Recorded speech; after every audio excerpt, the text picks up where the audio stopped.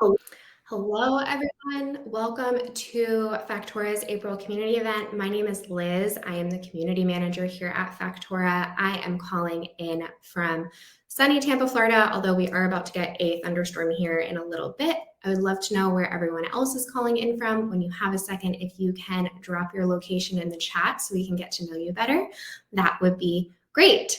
Community events like this one at Factora allow us to reach even more women when it comes to financial education. We do cover a variety of topics each month, so please be sure to check back on our website for our future events if they are of interest to you. If this is your first Factora event, we welcome you graciously and thank you so much for taking time out of your busy schedule to be here. For those who don't know us yet or you're just getting to know us, Factora is a personal finance education company for women where we teach you how to invest and build wealth. We are on a mission to lead 1 million women to $1 million of net worth, and we do that through our 12-week live online course and community called the Wealth Circle. Now let's get into today's topic. Let's talk wealth, how modern women invest their money. Here at Factora, we like to think about investing as the key to unlocking unlimited opportunities like traveling the world, leaving a legacy for your family, starting a business, retiring early, designing your dream home. Investing can help get you there, but where do you actually start? The truth is, there is not a one size fits all approach when it comes to investing, like most things in life. But the more you talk about building wealth with women in your life, the more creative you'll be able to get and the more results you'll see. We're excited today for you to hear from 3 women who invest in the stock market, real estate, and business. You'll learn about their financial goals and how they got started in investing and their journey so far. Just a reminder to put any questions you have in the chat, and we'll do our best to get to them at the end. With that, I want to pass it off to our founder and CEO, Allegra. Take it away. Hi, everybody. So excited to be here today. There is nothing I love more than talking to women about money, especially wealth building. So when I got started talking about money, I actually did so because I was severely underpaid at work, and that brought me into suddenly becoming a salary negotiation coach, first for my friends, then for their friends, then for friends of theirs that I didn't know. So I started charging, and I thought I was doing the most exceptional thing ever, making sure that women got paid what they deserved in the workplace, only to see something I couldn't unsee, which is just because you have more money, or excuse me, just because you make more money doesn't mean you get to keep and know how to grow that money. We have to actually learn how to invest it in order to build our wealth. And so that is what Factora is all about. And the way that you can build wealth is through investing. But to start, you have to get comfortable talking about money. So that's what we do here at Factora. We break taboos, we talk about money, we invest our money, and we do it in community so that we can see other women doing it, and it makes it more accessible and more available for us to do ourselves. So I thought it would be really fun to show you kind of under the hood what we do inside the Factora community after women take a wealth circle. They feel really confident and excited to be investing and to share their investment strategies and to share their portfolio and their numbers. There's really no downside of talking about money. So we're going to show you how that looks. And hopefully today you'll leave seeing the power of what a women's wealth community is like and why it's so awesome to have supportive, smart, intelligent investing women on your side. So let's go ahead and bring up our panelists, because this is what we're going to do. We're going to introduce you to these 3 incredible women who are willing to reveal all of their financial lives to you. Then we're going to have a little bit of an investment conversation, and then we'll leave some time at the end for Q&A. So here are our panelists. Renee, can you give us a little bit more about yourself? Hi, everyone. Can you hear me okay? Okay, awesome. Hi, everyone. I'm Renee. I am in SaaS technology sales, and I'm based in Austin, Texas.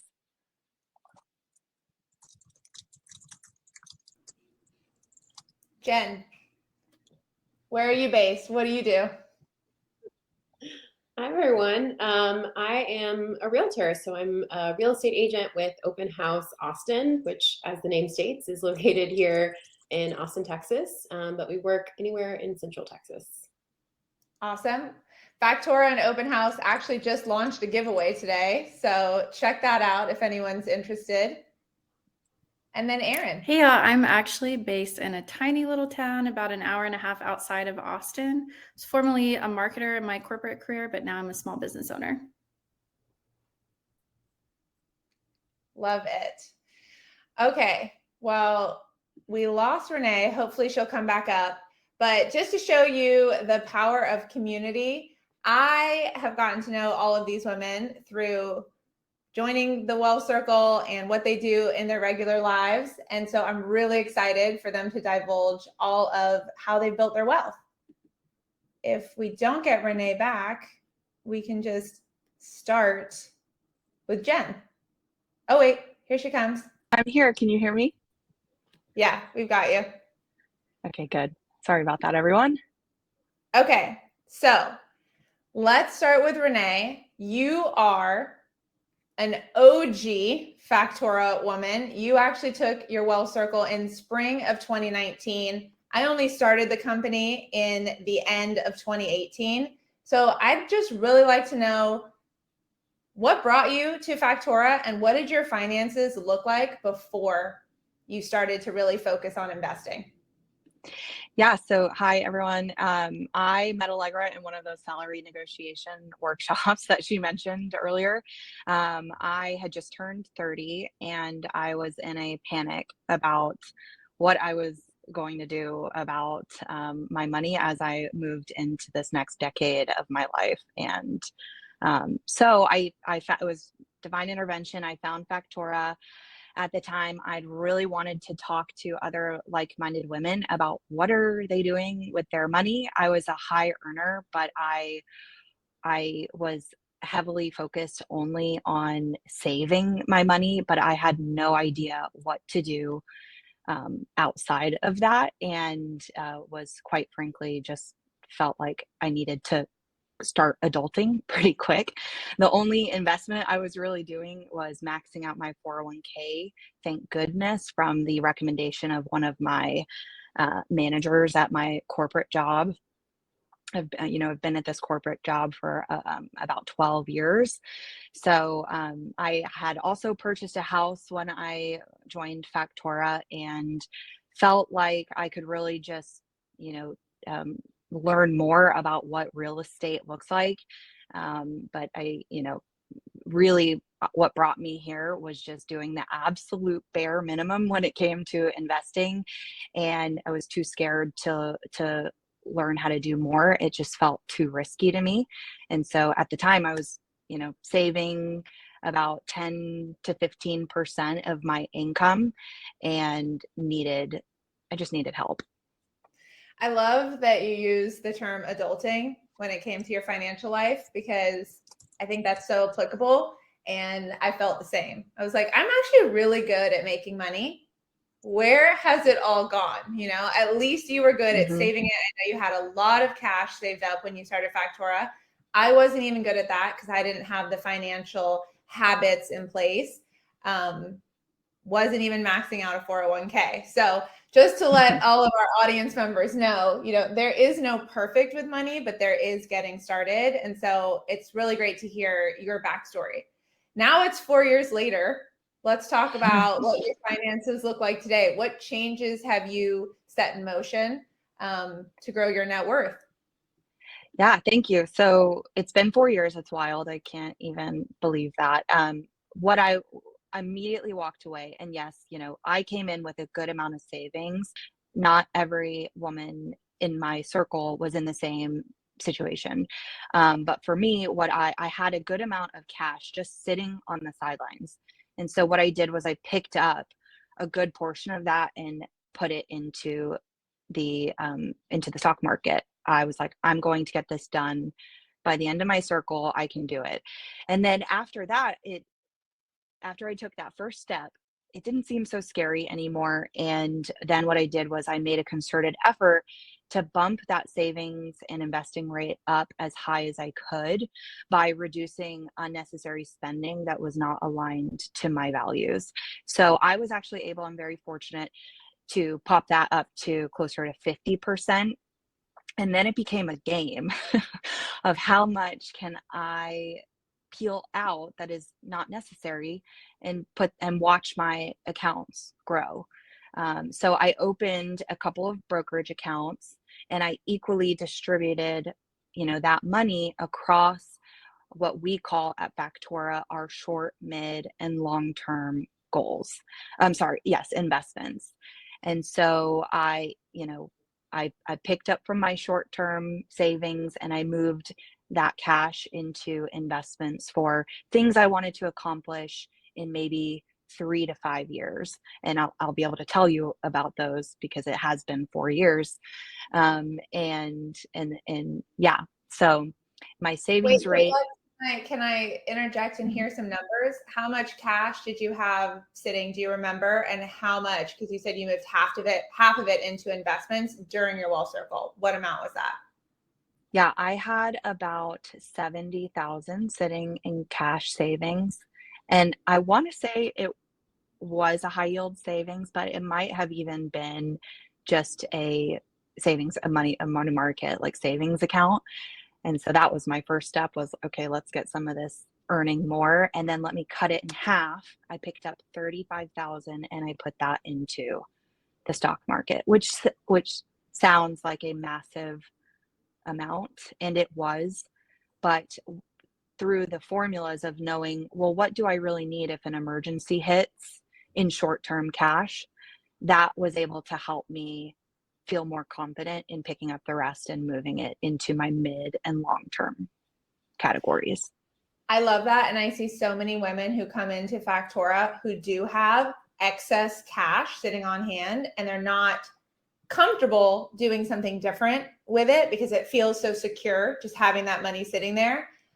But to your point, when you understand what an emergency fund is and when you understand what investment accounts can do for growing your money, you suddenly realize sitting on the sidelines and not having the right amount of capital invested actually hurts you in the long term because your cash is not growing. If anything, inflation is going up and your purchasing power is going down. So $35,000 sitting in an account in 2023 is not going to buy you as much as it would 5 years down the road, but it could buy you more if it was properly invested. I also see so many women come into Factora who don't have a lot of cash savings. And so when they start to invest, they're investing as they go, like with the income they have. So I think it's actually pretty tremendous that you were comfortable enough after learning what you did to put a $35,000 chunk in one fell swoop in the stock market. Yeah, it took a lot of cheering on from the support system that we had. You're already getting a question. Somebody wants to know what brokerage account did you invest that excess cash? I think I had looked into a potential robo advisor because I didn't know enough yet on how to do it on my own. So, and this was 4 years ago. So you would want to just do some research on what robo advisors are out there. I don't want to, make a recommendation, but that's what I would do if I were you today. Yeah, I love that. You're such a Factora woman. We're completely agnostic over how you invest. And so in the community, people are constantly sharing what robo advisors or financial institutions they use, but you should never follow someone else's financial strategy exactly unless, never, but having the education to understand what makes sense for you. Okay, so let's talk a little bit more about what else you're doing besides stock market investing. Because I know you've been a focused stock market investor, you've continued to do that. But I know that you started a business while you took your Wealth Circle too. Yeah. So when I honed in on paper for quite a bit, and because I was like, with just some discipline and focus, I can really ratchet this up, and you can see it from the numbers on the screen. And with the power of compounding, I wanted to grow that number substantially. I felt like $1 million in paper assets was a milestone that I wanted to hit by 35, and I was able to do that just this year, before I turned 35 later in the fall. And that sounded so far away when I put it on my mirror, that long ago, but it was really important to me. So because of that, I realized if I get my money working for me, maybe I don't have to work for money anymore. And in Factora, Allegra, you'd asked, if you got laid off tomorrow, which is a reality for many of us right now, right? What would you do? And no, I had never thought of that before. And so it was really eye-opening, because my gut instinct said, well, I would take pictures of people. I love photography. And my photography business was born, literally in that Well Circle. And so I went out, I got my first paying client for photography in that month. And I started my business, Fensky Photo, and I've been running that in parallel to my W-2 job for the last 4 years. Can you share? Well, one, I just want to say, I do agree that's a reality that a lot of people get laid off in their lifetime. I mean, we're seeing that right now, but just in a career span of 30 plus years, it's very easy for companies to undergo change and entire departments to get laid off or companies to get acquired. And anyways, in the Well Circle, we do ask you to put together a back pocket business plan just in case, just to have one on hand. Because I think a lot of times people may not let themselves go there, especially if they've never been pulled to an entrepreneurial life or endeavor. But it's fun to just kind of see what might happen. And so your photo business has been pretty successful. Can you share some of the revenue that you've made from when you started it till now? Mm-hmm. Yeah, I started with a couple $1,000s to purchase a camera and the equipment and all of that. And in my first year of revenue, I did about $5,000. I think my goal was to make $150 a month. And then in the next year, I made $30,000. The next year, I think I made $36,000. And then I got pregnant and took some time off. I think I still made about $30,000. But this year, I'm going to actually ratchet that number down, because I do have some real estate projects in the work that I want to focus on. Okay, but that's pretty amazing that you started with a few $1,000s investing in your business, and then you made 90,000 within 3 years that you could put towards your other goals. So talk to me a little bit about your real estate goals or changes.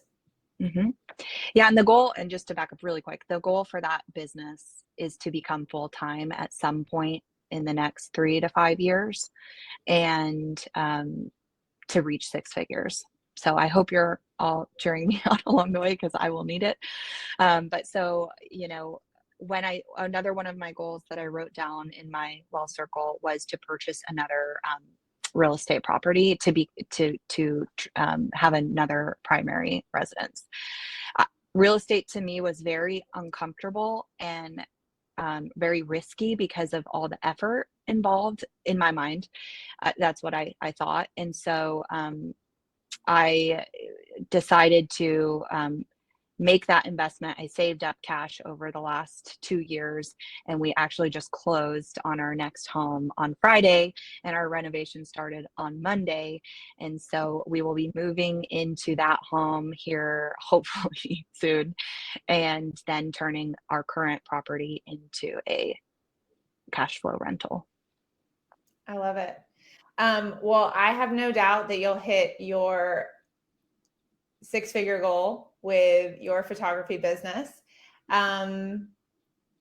Did we miss anything on your journey from $506,000 to $2 million net worth? No, I think the big thing is that, you know, it was very uncomfortable watching that paper bucket get depleted in the last week. And so it's really helpful to talk to and hear from the women that you're about to hear from to understand why people are consciously making changes in their portfolio for the long-term path. And so I will be stretching myself a little bit over the next year or so. I will have 2 mortgages to pay while we get all of this done.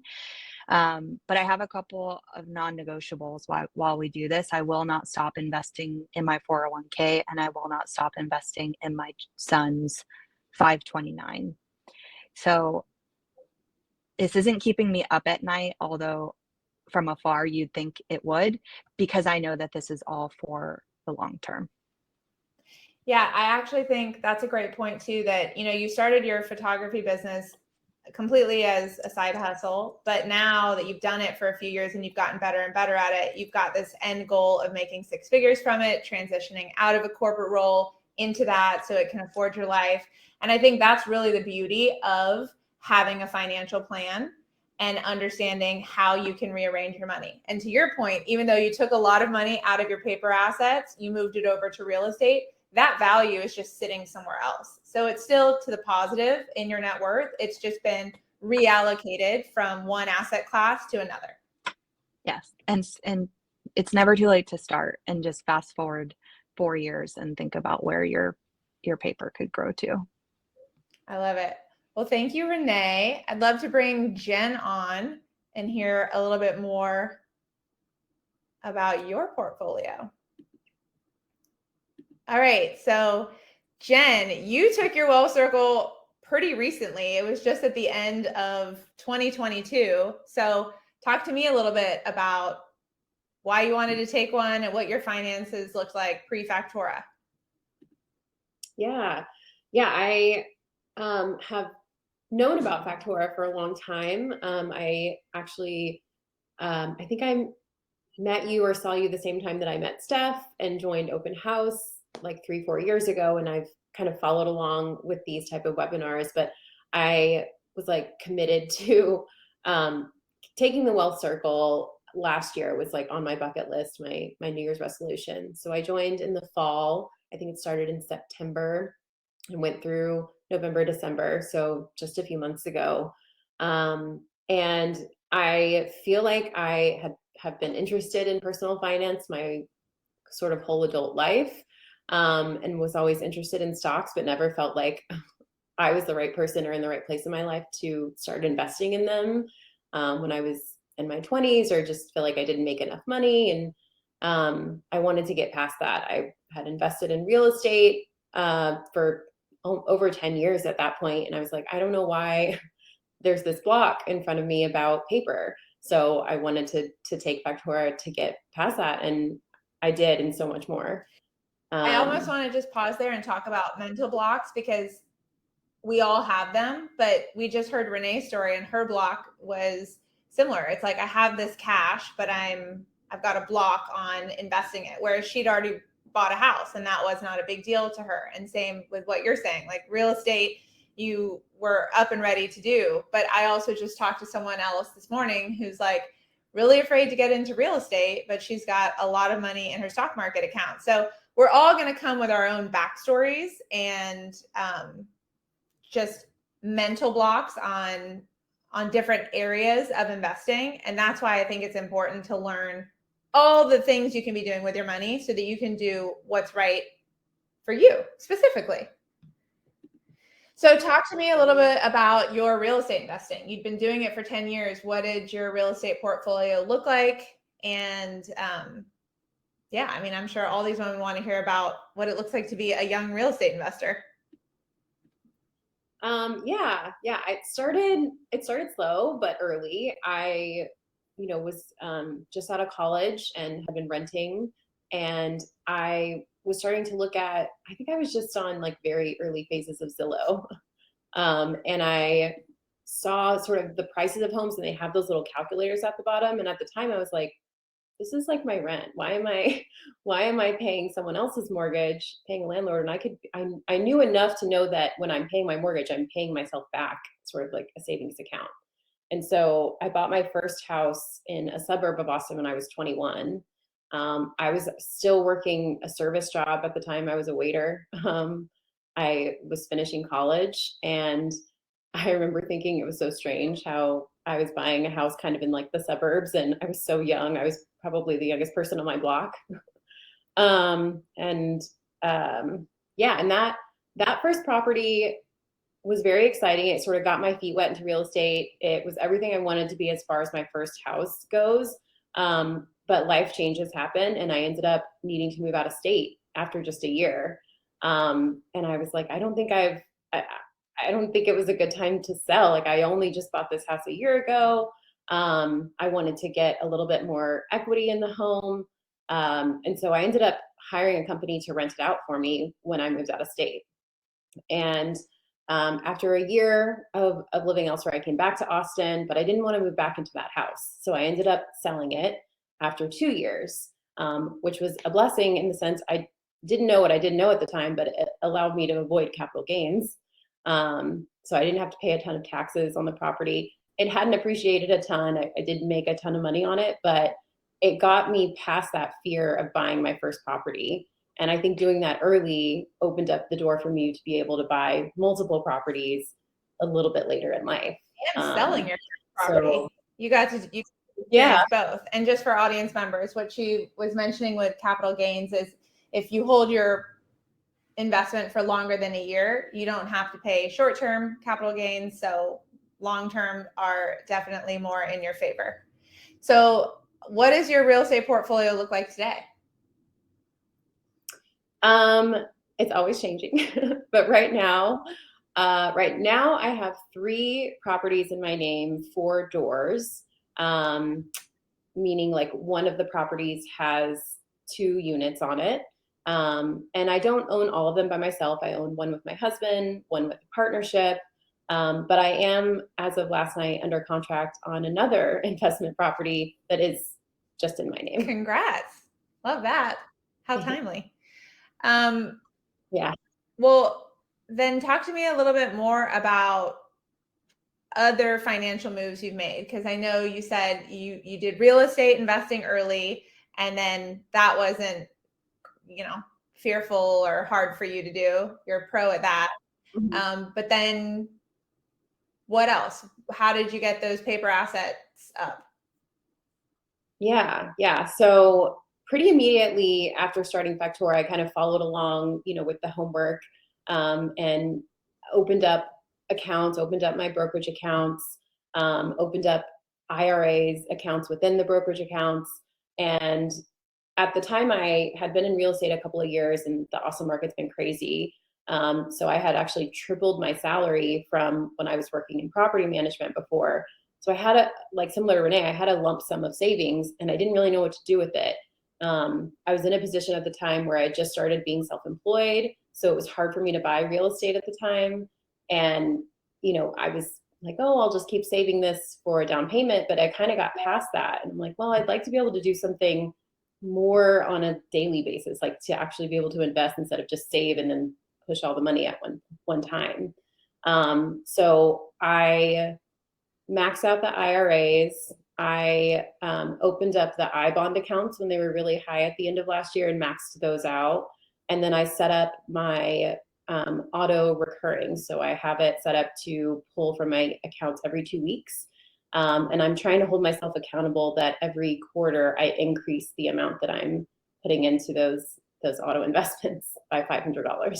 Okay, so how much have you invested into your stock market accounts since you took the Wall Circle? Almost 90,000. I love it. I knew that number, so I wanted you to share that number with everyone. I also think it's really important to share here just how personal finance is, because one thing I heard you say is you, as a real estate agent, I know that you're an independent contractor, meaning you don't many real estate agents don't have access, like a W-2 employee, to 401ks or the different like benefits package that corporate America offers. But so you went ahead and set up an IRA, which is an individual retirement account, which anyone can utilize. And so you took advantage of that and you opened up additional brokerage accounts. I think that that's really amazing. And that is why it's so important for anyone on this call to just be viewing these different stories, but not thinking that you can mimic one, because it's so dependent on your job type, your income level, and your future goals. Like all of those ingredients have to go in for you to devise the right investment plan for yourself. But how are you feeling with $90,000 in your investment account? I feel great. I don't really think about it that much as far as like, oh, in 6 months I invested almost 6 figures in the stock market, because it is just happening so incrementally. Every 2 weeks, a little bit of money draws out of my account. At the beginning of the year, I max out our IRAs and plan for that, and it just keeps going and it's building as it goes. And yeah, I will say the other thing with being an independent contractor is not only do you not have access to a lot of those accounts, you also don't have like an HR department to talk to you about it. So I was like, I don't even know what the retirement accounts were before I took Factora. I didn't know what an IRA was, and then I opened one. I get it. I mean, there's no financial education going on in schools, so no one's really learning what this stuff is.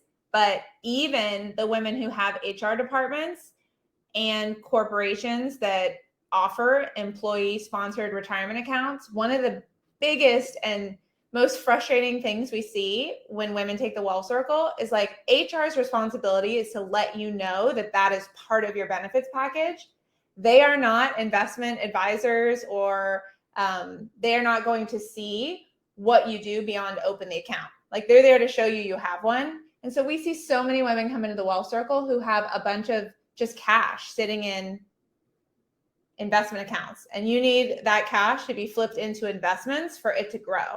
So that's one of the like biggest immediate changes that women make when they realize they're not even properly invested inside of those awesome retirement accounts that they have access to. But I love that you did all that. Thank you so much for sharing this, Jen. I'd love to bring up Erin and hear about her portfolio.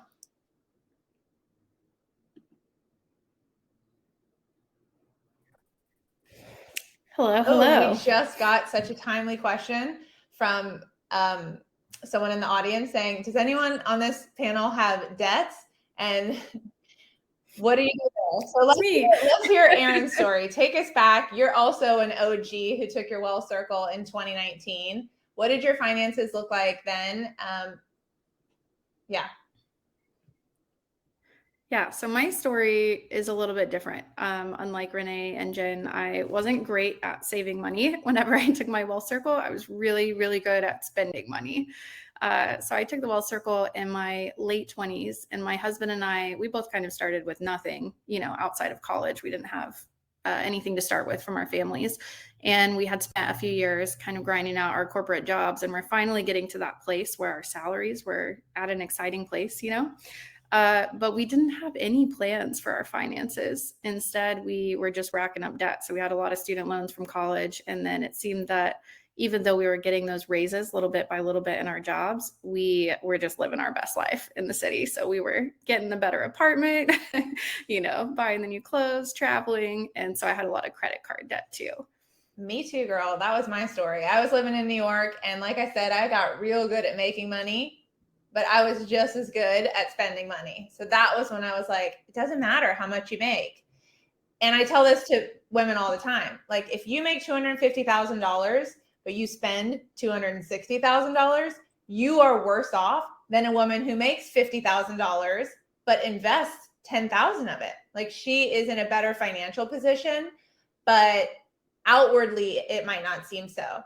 So everyone can, share a salary number that can sound exciting, but that's not really the inside trunk, right? Like that's not your net worth. That's not your portfolio. That's not what's in the background. So my story was a lot more like yours. I was terrible at saving. I was decent at earning, but I had debt and I didn't have investments when I got started. So bring us up to date. How did you make a transition to what your finances look like today? Yeah, it's so insane to think about the fact that I took the Wealth Circle 4 years ago and my life could not look more different now than it did then. And not just like my life and my money investments, but also kind of my values and the way that my husband and I want to live our lives. Because Factora for me, I definitely learned the basics, how to utilize my 401k to get my cash in a high yield savings. But for me, it was really understanding that our strategy around money needed to be driven by our values and what we kind of wanted to get out of life. So Factora introduced me to a completely new way of thinking. I kind of assumed that the way you built wealth over your lifetime, is by getting that big salary for some number of years, just getting richer and richer and saving up some money and one day being a wealthy person and retiring. But Allegra showed us the FIRE model, which you may or may not be familiar with. It's financial independence, retire early. And it's the idea that if you can build up passive income that surpasses your living expenses, the day that you can do that, you can be financially free. And for us, not just financially free, but like geographically free and free from the burdens of our corporate jobs and having the freedom to just do what we're passionate about with our time instead of just working towards a check. So I just really latched on to that idea. And I love that it gave us this kind of tangible, shorter term goal to work towards. Instead of thinking about one day when we were retired in our 70s, we could think about what do we want our life to look like 5 years from now, 10 years from now. And we decided that for us, we really wanted to work towards that financial independence and building up passive income that surpassed our expenses.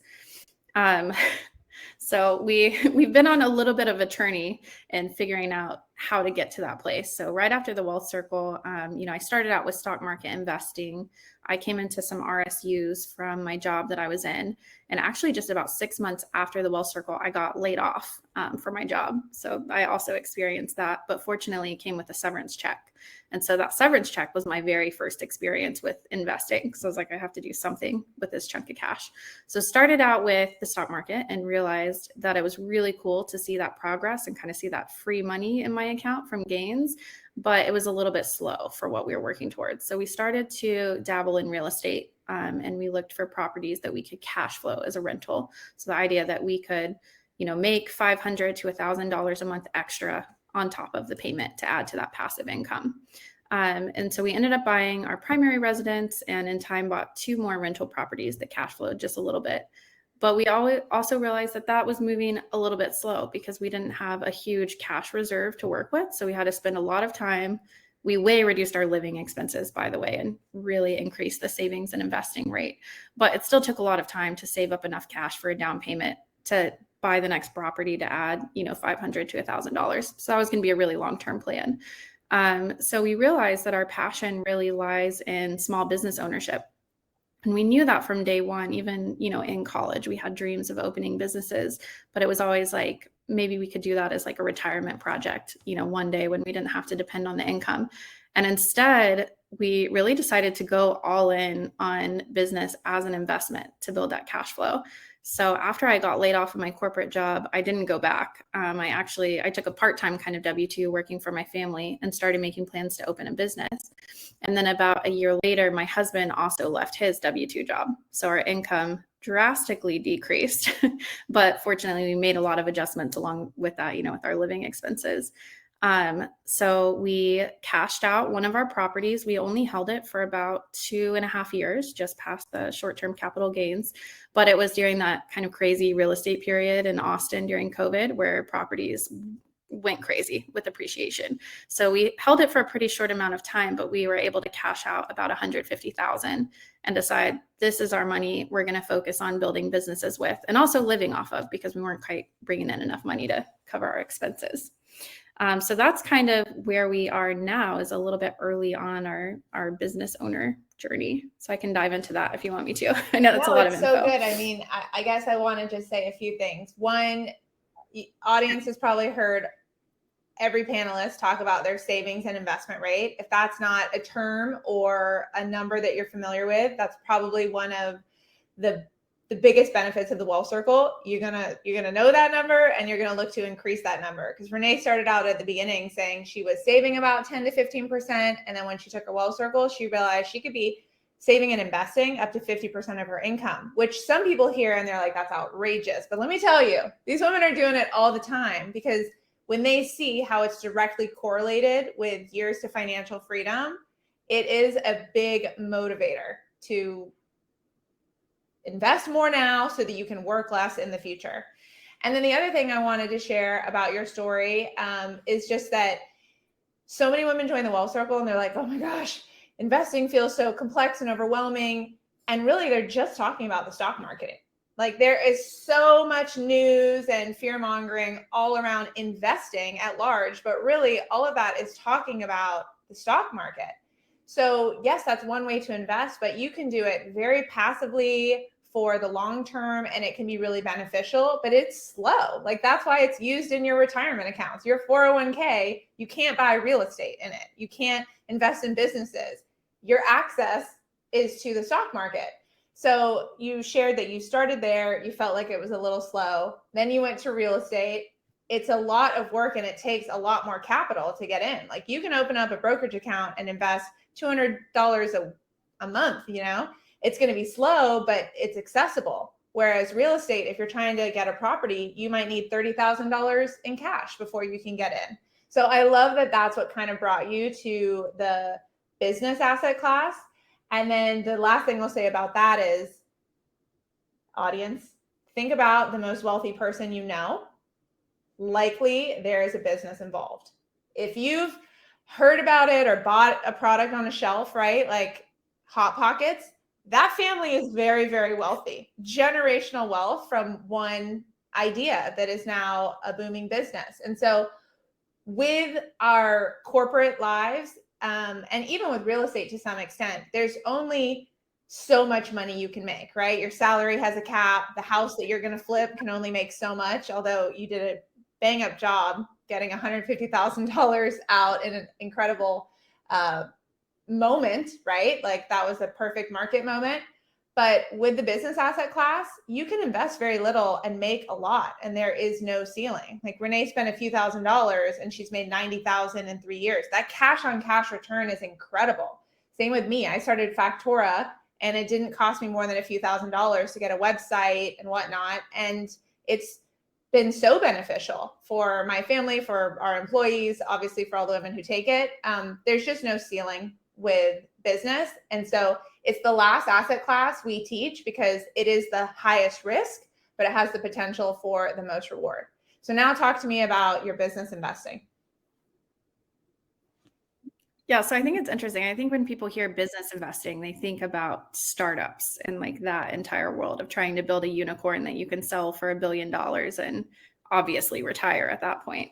But our approach has been a little bit different. We knew that we wanted to target businesses that would cash flow quickly. So that's still our number one goal, is that cash flow. That's what we're working towards. So the first business we opened, well, we got started on, it was kind of a long runway to opening the business, but we opened a mobile coffee trailer this past November. So we're about 6 months into operating. And that was a bit of a journey because it took us about 10 months to renovate the food truck and get it ready to go. It took about twice as much cash as I thought it was going to in the beginning. So we ended up investing about $30,000 into the coffee trailer, but we were able to break even the very first month and start generating that cash flow. And so right now we're kind of at a place where we're paying ourselves back on our loan from ourselves, about $1,000 a month, and then cash flowing $1,000 a month over that. And the other cool thing about that business is that we have a business partner. So my goal was never to be in the coffee trailer every day working it. We have other goals. I have other things going on in life. So we found a business partner that was a perfect fit. We put in the cash and the sweat equity, but she operates the business day to day. So already just within 6 months, we're pretty much out of the business. I just run payroll weekly and handle some of the bookkeeping and the money side of things. And then I mentioned that my husband left his W-2 job. So that was a big moment, and he needed a project to really focus on that he was passionate about. So he just happened into a business that we never thought that we would be in, but he was planning my 30th birthday party, and we thought it would be really fun to rent a photo booth. and we started researching photo booths. Turns out they're really expensive because they were all kind of designed for big budget weddings, not someone's random kind of low-key birthday party. So in shopping around for that, he was like, you know what, I think this could be a business for us that could cash flow. And we spun that up really quickly. My birthday was at the end of January, and by March of 22, we had launched our photo booth rental business. So that business was really low on the cash in. We just had to get a website up and, buy our rental unit. And from there, we've been able to pay off our initial investment just in about 4 months and start generating cash flow above that. And it turns out that this business, I think, is really going to be our cash cow. So the coffee trailer I mentioned, it doesn't really have a lot of growth potential. It's already kind of at its day-to-day operating. It'll grow a little bit in time. But with the photo booth business, we have the potential to expand into lots of new markets and really grow that business. And the return on that initial investment, I don't even know what the number is at this point. It's something crazy, and it's going to be crazier by the end of this year and as we scale into next year. Okay, I love that so much. I feel like that's the perfect way to start a business. Find the void in the market that you need and then use that to be your business idea, right? Maybe there wasn't a coffee trailer in your small town, so you make one. Okay. There wasn't. I had to drive 45 minutes to Starbucks and I was over it. So I was like, we need to open a coffee shop. And same with the photo booth. So before we wrap and bring everyone back on, are you looking at any other businesses currently, or just focus on scaling the two you have? Yeah. We're mostly focused. I'm trying to be smart about it. We've always been the type to just dive in, feet first when we have a good idea. And we've learned a little bit over the past year with the coffee shop and the photo booth business. And that is that we really need to make sure those are operating on their own, and we're contributing limited time to them before we jump into the next thing. But we do already know what the next thing is going to be, and probably the next thing after that. So we're just full of it. What's the next thing? Yeah, so it's another thing that came out of the existing business, actually, from the coffee trailer. We use a lot of syrups. We're really big on creative flavors. So we don't just do plain Americanos. Everything is some flavor you've never heard of before. And it turns out my husband is a whiz at whipping up syrups and unique flavors. So he's come up with a banana pudding flavor, a sopapilla, does a butterbeer, lots of amazing flavors that you wouldn't usually think of in coffee that are really unique. So we've actually been looking into launching a business selling his syrups to other coffee shops. Awesome. All right, let's bring the rest of our panelists back up. And I want to quickly talk about future goals, because, there's building and then there's building towards something. And so what comes out of a well circle is a lot of clarity around your financial goals and what you're working towards, which, like we've all shared, is really easy to not have direct goals when there isn't a structure in place, because we don't really learn this, right? It's like, oh, I know I want to have a house. I know I want to have a good job. I know I want to have a good retirement, but how do you put the goals in place? So Jen, come on up. We got portfolio goals. Renee, do you want to tell us a little bit more about your future goals and your total net worth plan? Yes. And this, can you hear me? Great. This number, when I put it out there, felt blasphemous because being a child to two parents with disabilities and not having a very great childhood, to think that I could even achieve 1 million in my lifetime makes me just want to cry. So putting this number on the slide was like, holy heck, there's no way I can do this. And then I started to play with compounding calculators and realized, holy moly, I can. And so, and that creates even more motivation for me to keep working on this. So I do want to, I love paper. I feel like I have the discipline and the focus to watch that number grow. And so but I do want to increase that business investing that we've all just talked about. So, so my net worth goal is 16 million, 10 million in paper. I love it. I love it. I love it so much. Jen, what about you?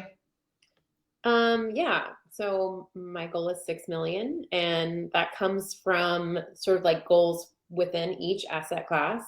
So I have an idea of how many properties I want to have, kind of before I phase out of real estate investing. for myself at least, and where I want my stocks to look like at my retirement goal, which is 55, and have that kind of like backpedaled through the years to see how much I would need to invest each 2 weeks to make that happen. And then the business side is through my husband. So he runs 4 small businesses. They're opening another one right now in Central Texas, and they have their goals of, where they want to get with that business as well. And I'm a little bit hands off right now, but as I phase out of some of my day-to-day job, I would be helping him with that. And yeah, those 3 together, I think that's where we're going to be. Can you share the number of properties you want and the total amount in your stock market investments? So I want 2.5 million in my stock market investments by the time I'm 55, so 20 years from now, and 8 properties, 14 doors. Love it. Okay, Erin, what about you? I love how specific you guys' goals are. I need to sit down and work on my long-term planning, but I've always been more of a short-term oriented person. So that's just me. So my goal here is just based on the idea that we want to generate cash flow from our businesses and then put them into longer-term real estate investments. And that's why you still see real estate making up 50% of my portfolio rather than business. And our goal is really 5 million because we really love the idea of using our cash while we're here and living with it and creating impact in the world. So I just don't have like a huge goal of becoming like 100 millionaire or a billionaire. If I was getting, up there in net worth, I would love to see what kind of impact we could create out in the world and the community kind of beyond that. Okay. So good. I love all of your answers. There's also something we do at the beginning of a Wealth Circle. We ask women coming in how much they want to, like, what they want their total net worth to be in their lifetime and if they think they can achieve it. And it's so interesting to see at the beginning how many people, how much they even say, and then if they think they can do it, and then at the end, how much more, and that many more of them think it's achievable. So let's move on to Q&A.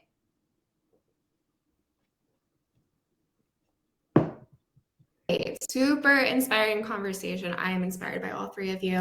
Lots of good questions, but to back up for a second, this is a question for Allegra. How do you calculate your net worth?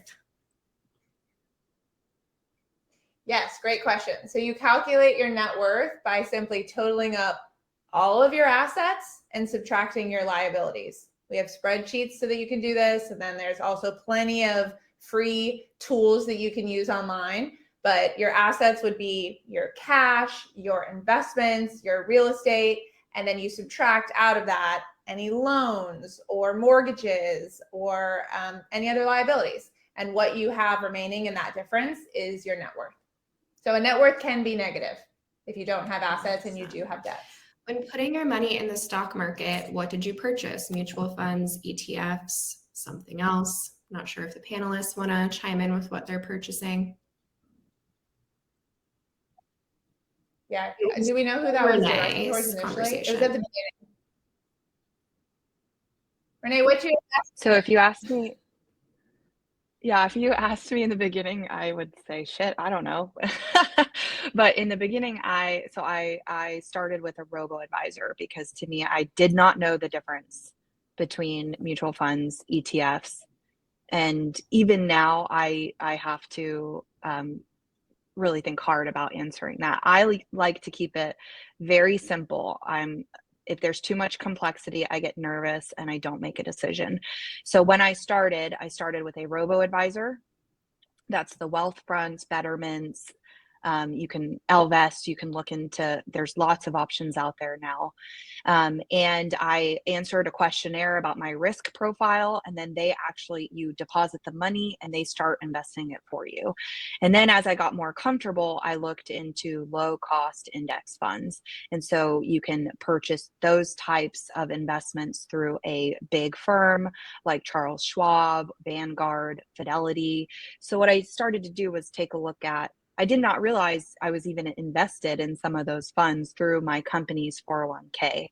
So then I started to do the research and picked up all the knowledge I learned in the Wealth Circle. And I decided on some specific funds that I wanted to invest in. Yeah, that's great. Also, just for anyone listening that may not know, there's 3 ways you can invest in the stock market. You can do it yourself. So if you have a 401k, technically you are doing it yourself, because like I said, HR's job is to make sure you know about the 401k and you set it up, but it's your job to actually pick the investments inside of that 401k, like inside the account. And so that is why I'm very sure that every woman can and has the ability to invest on their own, because if you're already doing it in a 401k, you obviously have the ability. But you can also hire a financial advisor to do it for you. That's obviously going to be the most white glove service and the most costly. And then a robo advisor is literally the modern day blend of those 2 things. So you're not talking directly to a person. It's more so an algorithm, but you are saying, these are my inputs, and then it is spitting out a portfolio with the right risk profile and timeline for the goals that you stated. This is a question for Jen. How are you increasing your contributions by $500 every quarter to your stock market investments? Are you making more, spending less, doing something else? Yeah, a little bit of all of it. My husband, being a small business owner, is making more. That business is growing, and so they're able to pay themselves more. My income is a little bit seasonal. It's, in real estate, it's kind of all over the place. But I try really hard to keep our expenses very stagnant. They've been basically the same. I try to keep the same housing payment, car payments, debts over the last 5 or so years, even though our income has significantly increased. And the reason that I am increasing that amount is because, like I said, I have a goal of $2.5 million in 20 years, and I'm backpedaling on how much I need to invest each month to hit that. Once I hit that mark, I'm not going to be increasing it as much, but it was a hard push for me to automatically go into my auto investments with such a high number. So I'm increasing it over the course of the year. This is a question for Erin. How did you get the money to start the coffee trailer? Did you take out a small business loan, allocate other assets to get that initial capital? Yeah, we actually didn't take a loan. We looked into SBA loans for a long time, but even with the SBA program, rates have been really high over the past couple of years. So we were able to sell one of our rental properties and cash out that $150K and then fund it through that cash. That's my favorite way to do it, is to take an investment to fund another investment. I every year use one of my real estate rental properties to fund my personal IRA, usually up to around the $6,000 mark or whatever the full contribution limit is for that year. And so I love that that's what you're doing, Erin. And that you share that you want to do that also with business back into real estate, because real estate can be a great inflation hedging investment. Well, I think that's all the time we have for today. I do just want to say that all these questions that you're asking, audience, are freaking awesome. And it's the type of questions that we are constantly conversating about inside the private Factora Slack community. If anyone is interested in joining the next Wealth Circle, they launch twice a year. The next one's coming up in the fall. You can join the wait list to learn more. But this is why it's important that women talk about money, invest their money, and have community around money. So thank you so much to our panelists today. I really appreciate you spending an hour teaching all these women about what you're doing in your financial lives. Thanks, everyone. Thank you. Thanks, everybody. Thanks.